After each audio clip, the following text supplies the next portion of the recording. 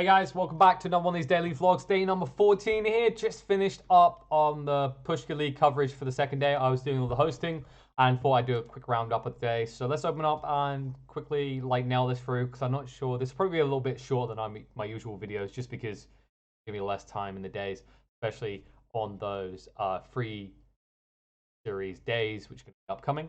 Let's start with Virtus.pro versus Prodigy versus Cybertractor. I think that series was pretty dominant from Prodigy. There's not really much to analyze for Cybertractor. They definitely got outplayed. There wasn't really much for them to easily learn, like to take away mechanically in the games other than just get better, which is a little bit tough. Always awkward when you see that.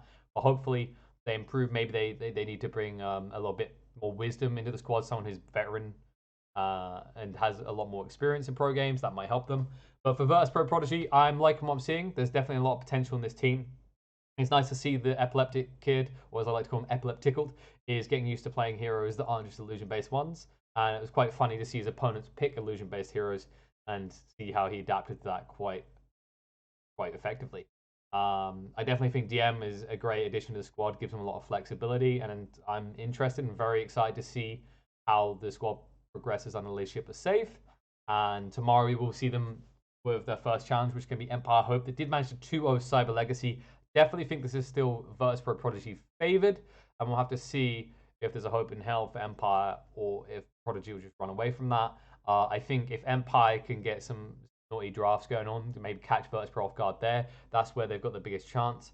It's definitely fair to say that when you compare the teams and the individual players, it definitely feels like VP have an advantage there, but we'll see if the teething stage of a new team can backfire for them and maybe give Empire Hope a little bit of advantage.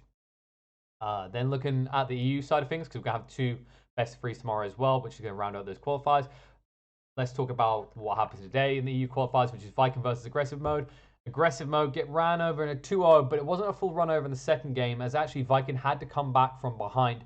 Amazing use of the double BKB timing. Viking actually showing that they can actually have that patience and adapt to the game. Maybe something that Aggressive Mode lacked is there was this stubbornness after they rammed their head against the base and it backfired. They didn't really adjust to the playstyle and it kind of fell apart. What I love from Viking is they're appreciating what is really setting these big teams apart is their ability to power spike around two big items and leverage that. Whereas, you know, the old days of Dota used to be one carry has BKB and then go. Now we saw that situation where they sink two BKBs, they overwhelm their opponents and they come back from what looked like it was going to be a game going in Aggressive Mode's favor.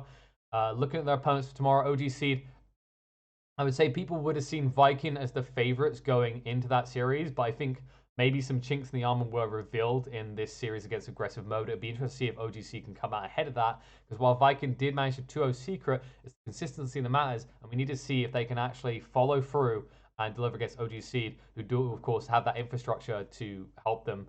You know, we already talked on the panel a lot about how Viking have more faith, and that can help with adapting to strategies more rapidly. We'll see if OG.Seed can match that and actually surpass them, because of course only one team goes through to the EU group stage, where there's a lot of big, hard swinging teams waiting for them.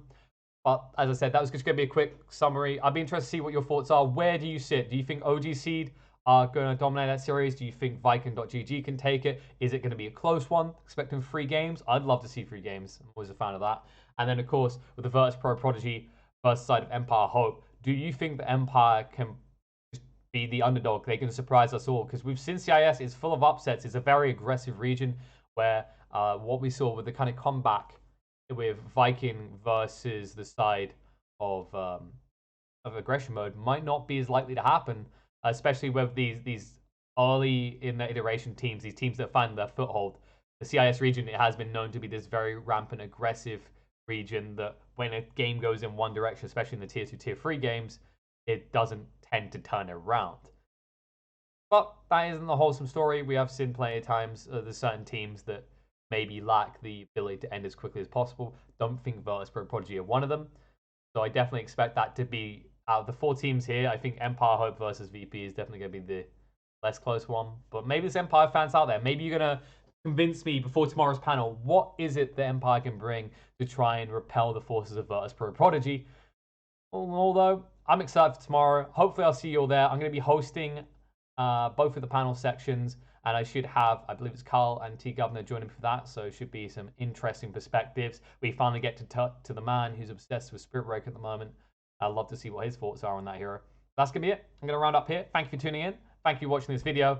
Be sure to hit the subscribe button if you want to see more of this type of content. Usually these videos around 10 minutes, but on these shorter days, I want to like rapid fire this out. I think when we have the free game series, there's going to be a lot more to talk about. It's a lot more in general as the tournament goes on. And if you like what you saw, be sure to like. If you didn't like the content, dislike, be sure to tell me why in the comments. I always love the feedback. And if I don't even agree with your feedback, I'll at least feed on it, right? If you hate me, that'll drive me. If you love me, see you tomorrow.